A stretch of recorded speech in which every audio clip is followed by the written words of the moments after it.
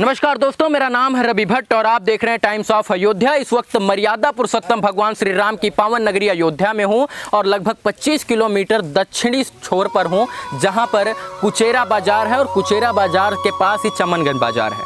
चमनगंज बाजार से थोड़ी दूर जब आप पश्चिम की तरफ चलेंगे तो आपको सब्दल भारी एक ग्राम सभा गाँव मिलेगा और यहाँ पर एक बाबा जयराम का आश्रम है। यहाँ पर उनका दिव्य स्थान है, उनकी तपोस्थली है और वहीं मैं इस वक्त मौजूद हूँ। कहते हैं कि बाबा जो थे वो यहाँ पर अपने तपोस्थली बनाई थी, यहाँ पर बैठ गए थे, इन्होंने समाधि ले ली थी और ये लगभग बहुत वर्षों यानी 300-400 वर्षों पहले की कहानी है। गांव के लोग यहाँ पर विभिन्न कथाओं के आधारित हैं और कथा के अनुसार ही लोगों को और बच्चों को सुनाते हैं कि बाबा ने कुछ ऐसे कार्य किए जिसकी पूजा आज उनके सबके जुबान पर होती है और लोग यहाँ पर पूजना अर्चना भी करते हैं। प्रतिवर्ष यहाँ पर मेला भी लगता है।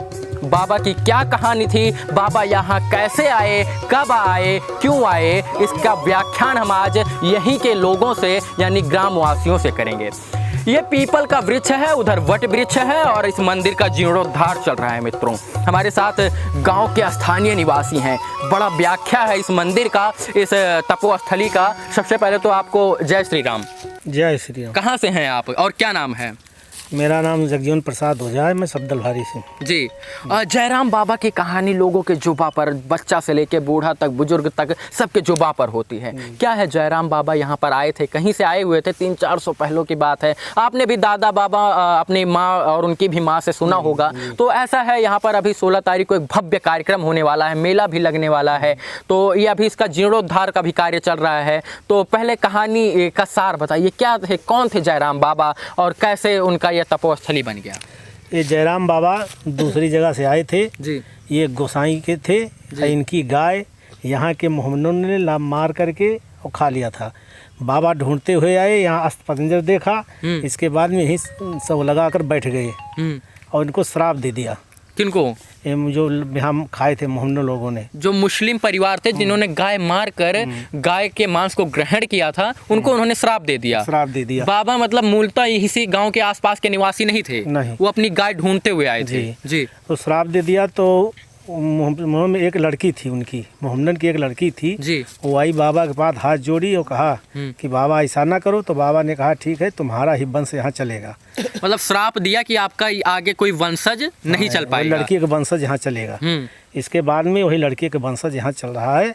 और यहाँ जो गाँव के और थे बुजुर्ग लोग बताते हैं, तो एक रामदेव ओझा थे, वो यही बाबा की कच्ची कब्र बना दिया करते थे। लेकिन सन 78 में हमारे यहाँ कुछ बच्चे जो थे, जिसका नाम राम प्रसन्न है, परमानंद ओझा है, मोतीलाल गुप्ता हैं, जगजीवन प्रसाद हैं और गांव के ग्रामवासी सब एकत्र हुए और यहाँ फिर उसी समय से सन 78 से यहाँ मेला लगने लगा। अखंड पाठ होता है, मेला लगता है और कार्यक्रम यहाँ होते हैं सब, तब से इसे चला रहा है ये। इस बार और कार्यक्रम को भव्य कर रहे हैं आप लोग 16 तारीख को। जी। और कुछ सांस्कृतिक कार्यक्रम भी है। जी। हाँ, इसमें किसका योगदान है, ये कौन करवा रहा है? ये इसमें सुशील मिश्रा जी का योगदान है, उन्हीं करवा रहे हैं। अच्छा। हाँ, और सुशील मिश्रा जी इसका ये अच्छा, ये बताइए जो जीर्णोद्धार का कार्य चल रहा है, ये तो गांव वाले के उससे है। हाँ। हाँ। तो बाबा का इतिहास ऐसा है कि बाबा यहाँ के मूलतः निवासी नहीं थे। उनकी गाय को किसी ने मार दिया, वो ढूंढते हुए यहाँ पर आए और इसके बाद उन्होंने जब देखा कि मेरी गाय मृत पड़ी है तो उन्होंने उस परिवार को, उस वंशज को सर्वनाश का एक जो श्राप दे दिया। अब जो वंश चल रहा है मुसलमानों का, इनके ही लड़की का वंशज हैं ये सब लोग। अच्छा। हाँ। और ये कहानी हाँ, आप कुछ बता रहे, क्या बता रहे थे? शराब पहले दी थी, बाद में समय याचना के बाद लड़की यहाँ आई जी। तो जो आप लोग बताए हैं हमें बुजुर्ग लोग जी, तो उसको फिर शराब मुक्त किया और उसको कहा कि उनका जो है जो लड़की आई थी यहाँ पे उनका वंश चलेगा। किस प्रकार का कार्यक्रम यहाँ होगा 16 तारीख को? 16 तारीख को यहाँ हर वर्ष होता है, कई वर्षों से हो रहा है लगातार। मैं 3-4 वर्ष से मैं खुद आ रहा हूँ यहाँ पे। तो यहाँ पे सुंदरकांड पाठ होता है, सभी ग्रामवासी एकत्रित होते हैं, रात में सुंदरकांड पाठ होता है। दूसरे दिन यहाँ पूरा रामायण होता है। दूसरे दिन जो है यहाँ गोसाई बाबा जो होते हैं उनको बुला के यहाँ सभी ग्रामवासी बड़े आदर सत्कार से उनको भोजन कराते हैं और इसके बाद जो है यहाँ बहुत भव्य और दिव्य मेला लगता है। आप भी इसी गांव के निवासी हैं। बड़ा इतिहास है मंदिर का और लगता है कि मतलब गांव से थोड़ा बाहर नहीं बात गई है, दब सी गई है, क्योंकि बहुत बड़ा इतिहास है। बताइए, जिन्होंने महात्मा थे, ऋषि पुरुष थे, संत थे, उन्होंने मतलब श्राप दे दिया, इसके बाद श्राप वापस तो हो नहीं सकता है, लेकिन उन्होंने मोक्ष की भी कामना की। और आप बताते हैं, आपके पूरा परिवार, आपका गाँव, समाज, पूरा हिंदू सनातन ये बताता है कि जो उन्होंने श्राप दिया, इसके बाद उन्होंने आशीर्वाद भी दिया कि जाइए, जो आपका जो मुस्लिम वंशज होगा वो आपके ही कोख से जन्म लेगा और आगे ही चलेगा। तो क्या इतिहास है, गौरव महसूस करते हैं इस गांव में हैं आप? हमारे बड़े भाई साहब जगजीवन प्रसाद ओझा जी ने बताया और हमारे जिला पंचायत के वर्तमान एवं युवा कर्मठ प्रत्याशी श्रीमान सुशील मिश्रा जी ने बताया, ठीक वही स्थिति इस ग्राम सभा में जयराम बाबा जी के आने के बाद हुई। ये ग्राम सभा सब्दल भारी, जैसा कि नाम से ही जाना जा सकता है, ये मुसलमानों का गांव हुआ करता था किसी ज़माने में। जयराम बाबा इस गांव के मूलतः निवासी नहीं थे, वो कहीं बाहर से यहाँ आए। उनकी गैया चरते हुए इस गांव में पहुँची, लेकिन जो मोहम्मदन थे यहाँ पूरे गांव में सबल थे, मिर्जा थे वो कहलाते थे, उनकी गायों को मार मार के खाना शुरू कर दिया और लगभग गायों को खा गए। जयराम बाबा ने जब देखा कि हमारी गायें यहाँ मृत पड़ी हैं, उनकी अस्थियाँ यहाँ पड़ी हुई हैं, उनको बहुत दुख हुआ जी। और इसी स्थान पे वो जहाँ आप मौजूद हैं, कैमरा पर्सन से कहूँगा थोड़ा वो स्थान दिखाएं जहाँ पर वो समाधि बनी है, जहाँ आप मौजूद हैं, इसी स्थान पे वो धरना दे दिए जी। जैसा कि लोग बताते हैं, बड़े बुजुर्ग लोग, पूर्वज लोग, कि जयराम बाबा इतने दिनों तक यहाँ पड़े रहे कि उनके शरीर में दीमक लग गई। दीमक लगने के बाद जयराम बाबा कब थे, कैसे थे, ये तो पूर्वजों ने बताया। वर्तमान में काफ़ी दिनों से, जैसा भाई साहब ने बताया हमारे श्रीमान जगजीवन प्रसाद जी ने, कि रामदेव ओझा इस समाधि उनकी बना दिया करते थे। 78 में गांव के कुछ लड़कों ने जो पढ़ रहे थे, उनके दिमाग में कहाँ से आया, बड़े बुजुर्गों को कहने से आया या स्वयं आ गया, जिसका वर्णन भाई साहब कर चुके हैं जी। उन लोगों ने यहाँ मेले का आयोजन किया जी। पूरा गांव सहयोग किया। सहयोग के साथ यहाँ मेला तब से 78 से लगता चला आ रहा है।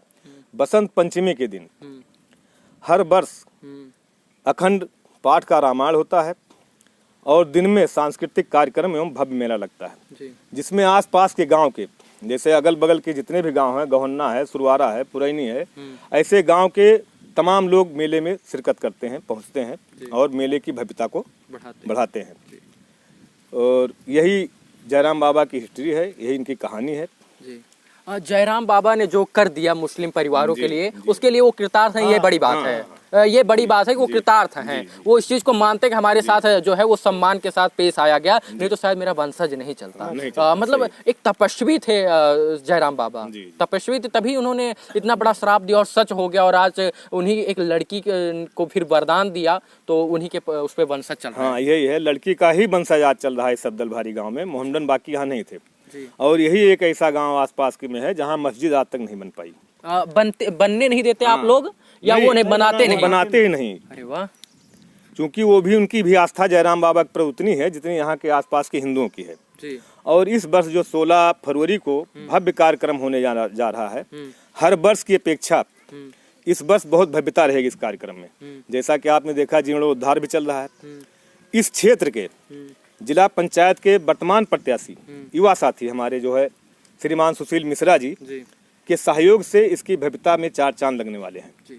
और आप 16 तारीख को आकर के देखना, और बढ़िया कार्यक्रम आप लोगों का दायित्व बन जाता है। इतना मतलब हिस्ट्रिकल प्लेस है, इसको लेवल पे इतने अच्छे लेवल पे आपको इसको डेवलप करना चाहिए कि लोग इसके बारे में पूछते आए। एक बड़ा सा बैनर, होर्डिंग, पोस्टर लगवाना चाहिए इसके बारे में आपको। हाँ, ऐसा बैनर, पोस्टर जो भी होगा सुशील मिश्रा जी इसमें लगाने वाले हैं। और पूरा तन मन धन से लगे हुए हैं। और उनके साथ में हमारे आस पड़ोस के युवा साथी जितने हैं, समुदायों की बात आ जाती है, हिंदू की भी, मुस्लिम की भी। और मुस्लिम जो अपने आप को दिखाते हैं कि मैं मानूंगा नहीं, तो ये उनके लिए एक उपमा की बात है। क्यों सुशील जी? ये एक उनके लिए निर्देश है, दिशा भी देना चाहिए कि सुशील जी देखिए, बात यह है कि लोग कहते हैं नहीं ऐसा नहीं है, हम मस्जिद बनाएंगे, हम मंदिर बनाएंगे, हम मस्जिद बनाएंगे, लेकिन ये एक सोचने की बात है कि सब्दल भारी गाँव के लोग आज तक मस्जिद का निर्माण नहीं किया। क्या देखिए, जयराम बाबा के साथ जो बिहेव उनके पूर्वजों ने किया था, उसके लिए उन्होंने बाद में क्षमा भी मांगी।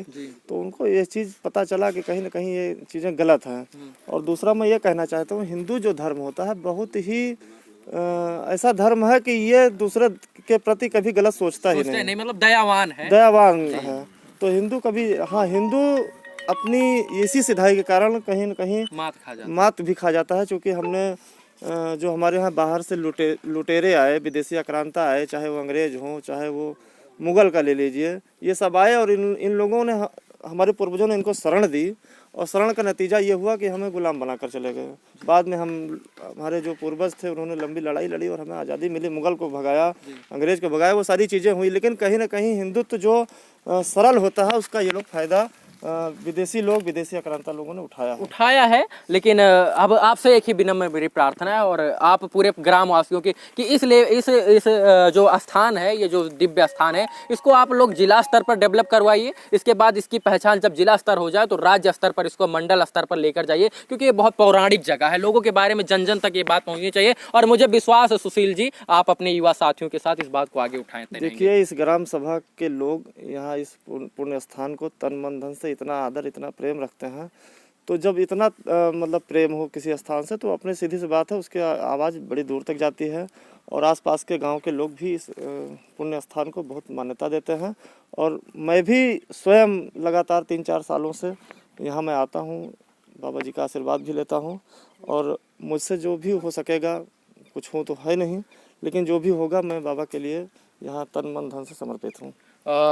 तेरा तुझको अर्पण क्या लागे मेरा, ये कृतार्थ करने वाली लाइनें हैं। और देवियों और सज्जनों, युवा हैं यहाँ पर और काफ़ी लोग यहाँ पर वर्चस्व से जुड़े हुए हैं। ये भैया हैं, देखिए बैठे हुए हैं और आपके गांव में इतना पौराणिक स्थल है, कृतार्थ मानते हैं अपने आप को कि आप लोग मतलब ऐसे हिंदू जनमानस से आते हैं, ऐसे हिंदुत्व से आते हैं कि बाबा ने दे दिया वरदान तो दे दिया वरदान और मुस्लिम राज कर रहे हैं। ऐसा गौरव मानते हैं अपने आप को?